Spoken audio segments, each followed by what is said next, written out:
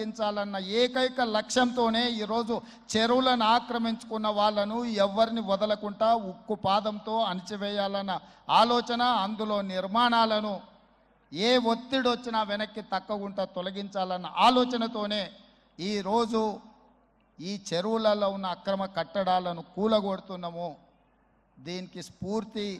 భగవద్గీత అనే కురుక్షేత్ర యుద్ధ సందర్భంలో అర్జునుడు ఆయుధాలను కింద పడేసి రాజ్యం కోసం భీష్మ పితామహుడు, అదేవిధంగా కర్ణుడు, దుర్యోధనుడు, దుశ్శాసనుడు, నా సహోదరులందరూ ఆ పక్కన నించుంటే రాజ్యం కోసం వాళ్ళందరినీ సంహరించడం, వాళ్ళని సంహరించి రాజ్యాన్ని సాధించుకోవడం ద్వారా ఏమి ఉంటుంది, ఏం మనశ్శాంతి వస్తుంది అని చెప్పి అర్జునుడు యుద్ధతంత్రం నుంచి తప్పుకుంటా అన్నప్పుడు